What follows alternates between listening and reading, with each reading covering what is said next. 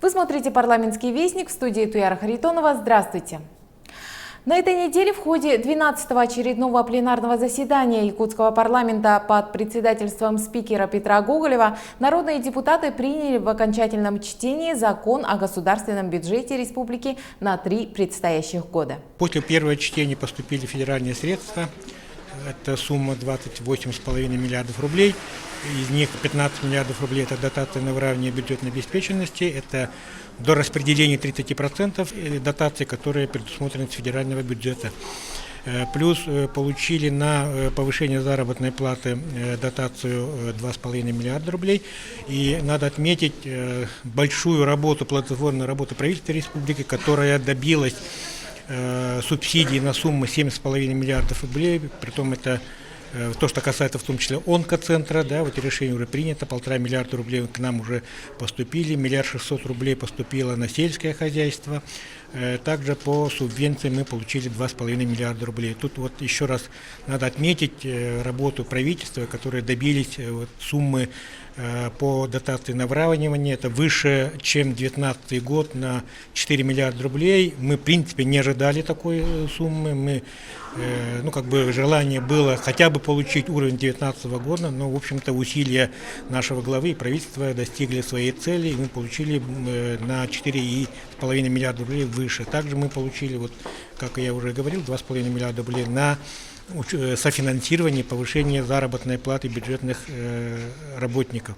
Вот эта статья повышения заработной платы, вот как раз из 18 миллиардов рублей мы добавили в сумму 6,5 миллиардов рублей, то есть мы практически закрыли все планируемое повышение заработной платы по указам главы республики на 2020 год, полностью сумма, в общем-то, закрыта. Сразу надо сказать, восстановлена сумма 409 миллионов рублей на санитарные рейсы, также восстановлены на уровне 2019 года субсидирование республиканских рейсов по республике Саха-Якутия. Предусмотрено на субсидирование организации коммунального комплекса 1,5 миллиарда рублей, я потом еще скажу. Также на на государственный стандарт дошкольного и среднего школьного образования 2,5 миллиарда рублей. 500 миллионов увеличена инвестиционная программа. Сразу хочу сказать, в целом по параметрам бюджета мы 2019 год начинали с суммы объемов 201 миллиард рублей, мы сегодня начинаем с суммы 207 миллиардов рублей. Об этом надо говорить, доходы у нас увеличились, но по расходной части у нас есть определенные проблемы, которые мы обязательно должны решить в первой половине, то есть в первой и второй корректировке мы должны решить. Это сумма 6,5 миллиардов рублей по субсидиям организации коммунального комплекса, то есть мы даже с учетом вот этих дополнительных доходов, к сожалению, не смогли найти средства на полное погашение вот этой суммы. Также у нас осталось недофинансированным в законе о бюджете, это государственный стандарт образования. Это первые два основных приоритета, на которые будут тратиться дополнительные доходы. Также мы в постановлении предлагаем все-таки вернуться по возможности к увеличению расходов по детям-сиротам. Но тут должна быть работа с федеральной властью. Да. Сегодня у нас из 620 миллионов рублей, которые предусмотрены на обеспечение жильем детей-сирот, 602 миллиона рублей, из них всего лишь 114 миллионов рублей – это федеральные средства. На уже федеральном уровне, и Валентина Ивановна Матвиенко уже об этом говорила, это государственная задача не только регионов касаться, это в первую очередь должно касаться федерального. То есть финансирование со стороны федеральной власти должно увеличиться. Мы надеемся, в течение 2020 года мы получим дополнительное финансирование. Насколько это мы отработаем с правительством Российской Федерации, Государственной Думой, эта сумма должна быть увеличена. Поэтому мы ждем именно вот, в первую очередь со стороны федеральной власти софинансирования вот этой части. Также мы предлагаем предусмотреть по возможности, вот, закрыв первые два приоритетных направления, вернуться к строительству инфраструктуры для многодетных семей. Сегодня у нас 203 миллиона, в общем-то, сегодня уже в законе уже сидит. Дополнительно пока мы, к сожалению, не изыскали, но мы надеемся, в течение 2020 года все-таки такая возможность у нас появится. В целом, я считаю, что работа и парламента республики, и правительство в согласительных комиссиях принесло определенные плоды. В чем я это вижу? Во-первых, мы получили дополнительный доход от федерального бюджета по результатам работы правительства. Также вот приоритизация расходов, в общем-то, и как правительство, так и парламента совпадает. Мы, вот поправки народных депутатов, они корреспондируют с поправками правительства. Вот это меня, в общем-то, довольно-таки сильно радует. Если говорить по инвестиционной программе, оно у нас сегодня составляет 28 миллиардов рублей.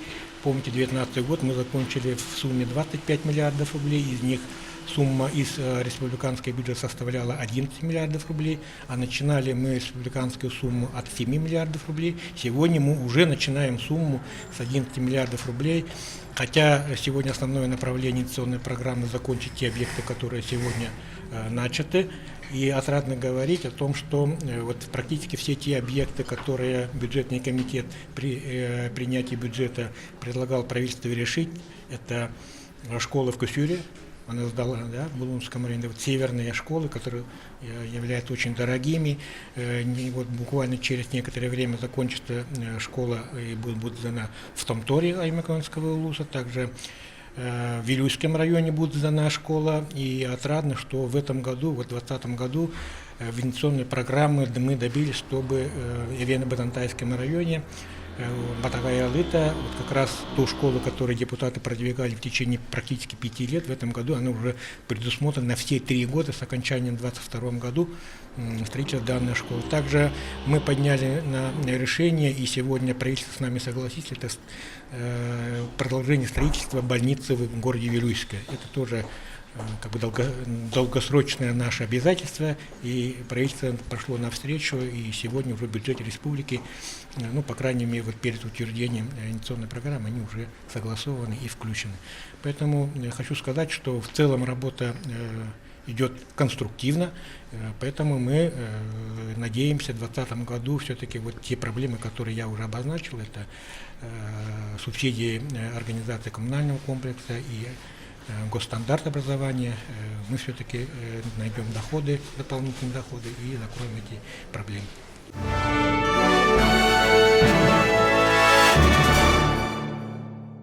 В Госсобрании Илтумен 9 декабря состоялось совещание рабочей комиссии по депутатскому расследованию ситуации по авиационным перевозкам в отдельных улусах, районах Якутии, в том числе в арктической зоне республики. По информации авиакомпании «Якутия» и полярной авиалинии, цены на авиаперелеты формируются за счет 6 составляющих в виде аэропортовых сборов, цен на ГСМ, поддержания летной годности, лизинга, сухого летного часа, аэронавигации и метеообслуживания. Себестоимость полетов на примере рейса Якутск-Батагай представил Андрей Корякин, исполняющий обязанности генерального директора авиакомпании полярной авиалинии. По его словам, стоимость тарифа состоит из сухой летный час 34%, расходы на ГСМ 33%, аэропортовые сборы 31% и оставшиеся 2% расходы на аэронавигацию. Информацию по аэропортовым сборам поддержал генеральный директор авиакомпании «Якутия» Владимир Горбунов. Он привел пример разницы аэропортовых сборов между аэропортами Севера и Внуково. Во Внуково, по его словам, ниже, чем в республике в 11 раз и составляет 210 рублей за тонну против 2440 рублей за тонну в Жиганске или в Чукурдахе, например. Эту стоимость и раскидывают на полет. Между тем, по мнению Андрея Корякина, достаточно сделать Саха-Нефтегазсбыт единственным перевозчиком топлива, соответствующим уставным капиталом. Тогда ситуация может стабилизироваться, поскольку сейчас авиакомпании занимаются всей логистикой, начиная от закупки топлива на аукционах, заканчивая перевалкой и транспортировкой. Однако при этом он отметил, что необходимо продолжить работу по предоставлению субсидий из госбюджета на социальные пассажирские авиаперевозки. Так, по его словам, на территории Якутии с 2009 года действует госпрограмма субсидирования авиаперевозок из республиканского бюджета для пассажиров в возрасте до 23 лет и старше 55 лет, для детей от 2 до 12 лет.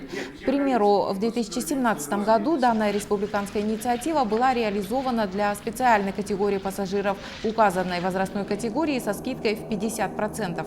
Половину стоимости оплачивала республика. На эти цели из республиканского бюджета было выделено 60 миллионов рублей в виде субсидий и было перевезено 5,5 тысяч пассажиров. В 2018 году за 20 миллионов рублей субсидий полярные авиалинии перевезли 1700 человек. В этом году выделили около 30 миллионов рублей и перевезено 3400 пассажиров. К слову, премьер-министр республики Владимир Солодов во время заседания межфракционной группы парламента 10 декабря озвучил намерение вынести на обсуждение вопрос об увеличении финансирования межулусных и внутриулусных авиаперевозок на уровень президента Российской Федерации в ближайшие дни. Между тем, в ходе заседания комиссии народные депутаты выступили с предложениями о рассмотрении вопросов, связанных с формированием аэропортовых сборов в Якутии, о безопасности полетов, качестве обслуживания полетов, обеспечения топливными ресурсами, а также разобраться с себестоимостью авиаперелетов и привлечению экспертов, специалистов к работе комиссии. Также внесено предложение о продлении депутатского расследования до мая 2020 года.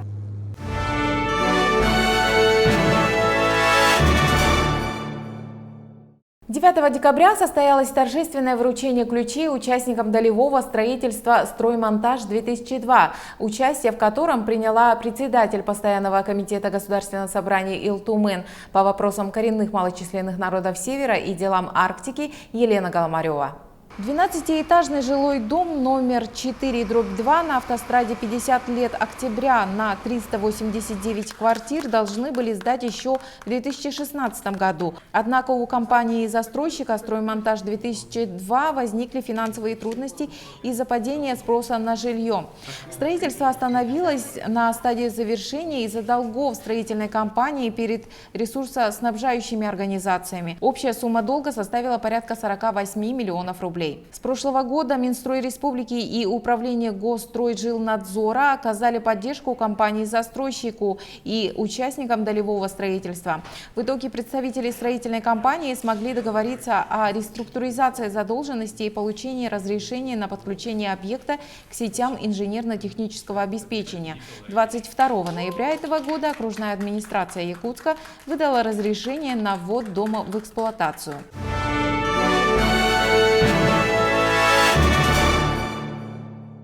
Председатель Государственного собрания Илтумен Петр Гоголев, народные депутаты республики приняли участие в торжественном собрании общественности Якутии, посвященном 120-летию со дня рождения видного государственного политического деятеля, уроженца Нюрбинского района Александра Габышева. Спикер парламента Якутии Петр Гоголев отметил, что Александр Габышев был неординарным, ярким человеком, который оставил глубокий след в истории всего народа. Он был убежден, что именно всестороннее развитие народа станет отправной точкой для социально-экономического роста республики. Я приведу один пример, который как раз очень красноречиво свидетельствует о широте взглядов, подготовленности, убедительности и убежденности Александра Гавриловича.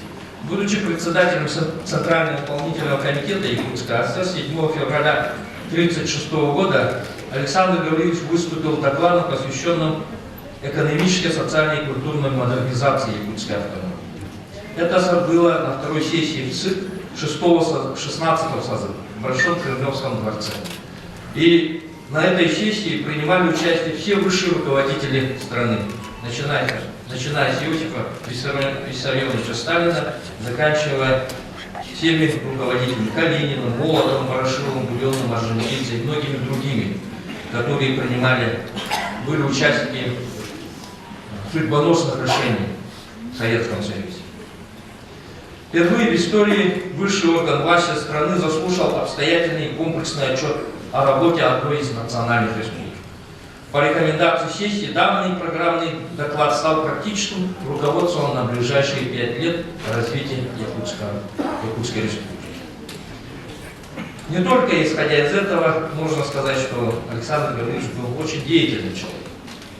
Он решительно принимал решения, которые считал правильными, правдивыми и честными в тех условиях.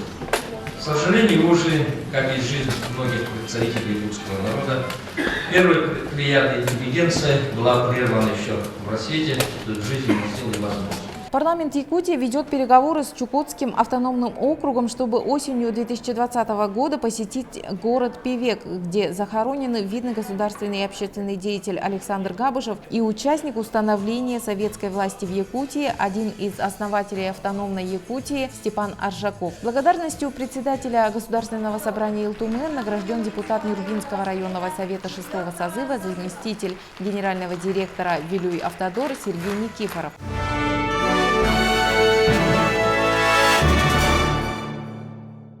Первый вице-спикер Илтумен, председатель Национального комитета по организации и проведению второго десятилетия Олонхо Александр Жирков выступил на торжественном мероприятии, посвященном 20-летию создания Ассоциации Олонхо. Александр Жирков поздравил всех членов ассоциации, в их числе исследователей и специалистов по изучению Олонхо, педагогов, энтузиастов, которые ведут направленную работу по сохранению и распространению якутского эпоса. Напомним, Якутская республиканская общественная организация Ассоциация Олонхо была создана в 1999 году по инициативе Института гуманитарных исследований Академии наук Республики и возглавлена первым президентом Якутии Михаилом Николаевым. По словам Александра Жиркова, основные задачи ассоциации – это изучение, сохранение и распространение Олонхо. В области сохранения устного нематериального наследия человечества он предложил рассмотреть вопрос основания новой серии изданий текстов Олонхо, хранящихся в рукописном отделе Института гуманитарных исследований и проблем малочисленных народов Севера, проводить целенаправленную работу по созданию республиканской фона- и видеотеки, усилить работу по увековечению записанных в предыдущее время различных Олонхо. Первый вице-спикер Илтумена рассказал, что в Государственную Думу внесен проект федерального закона об эпическом наследии народов Российской Федерации, разработанный по законодательной инициативе Илтумена.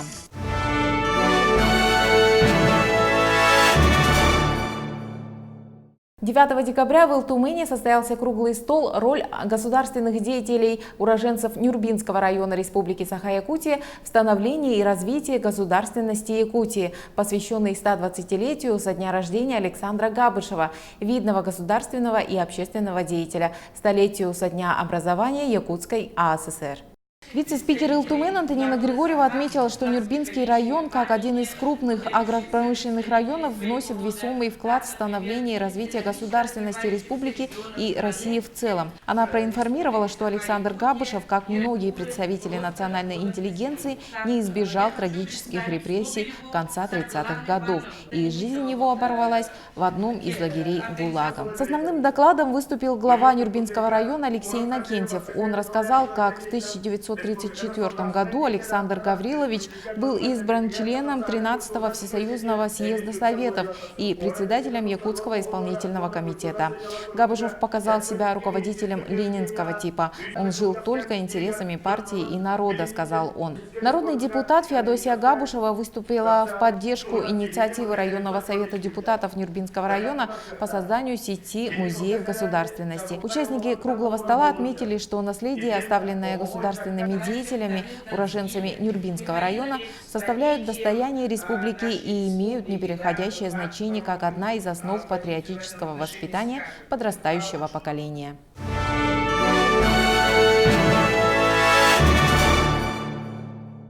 В парламенте Якутии 10 декабря этого года состоялось третье заседание Ассамблеи депутатов, представителей коренных малочисленных народов Севера Республики Саха-Якутия при Государственном собрании Илтумен Республики. В своем приветственном слове председатель Госсобрания Илтумен Петр Гоголев поздравил с 30-летием создания Ассоциации коренных малочисленных народов Севера Республики. Сегодня на деятельность Ассоциации коренных малочисленных народов Севера Республики равняются аналогичные общественные институты в других субъектах Российской Федерации.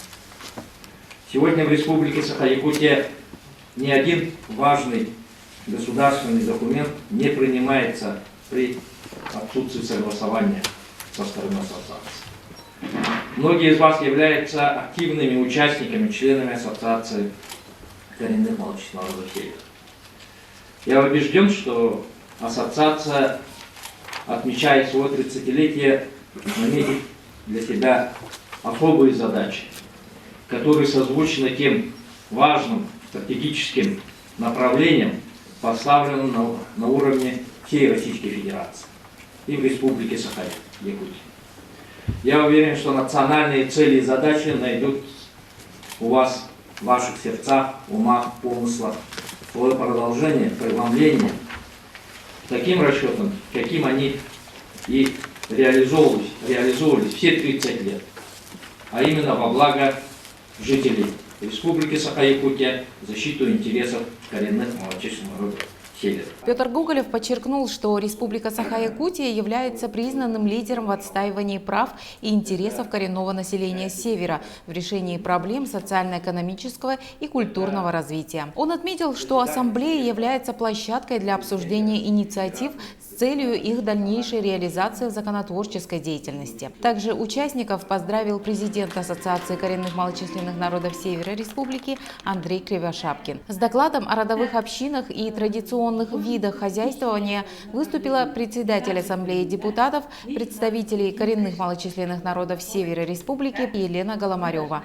Она отметила, что сегодня стоят задачи по совершенствованию принятых законов, их эффективной реализации. В ходе обсуждения было отмечено о необходимости развития сельского хозяйства Севера, разработки эффективной схемы государственной поддержки и создания условий для самоорганизации общин, представителей коренного населения, предоставление субсидий и налоговых льгот, проведение работы по обновлению и расширению перечня районов проживания коренных малочисленных народов Севера в целях установления социальной пенсии по старости. Депутаты наследного совета села Сибян-Кёль Кабайского улуса высказались за включение их территории в состав арктической зоны Российской Федерации.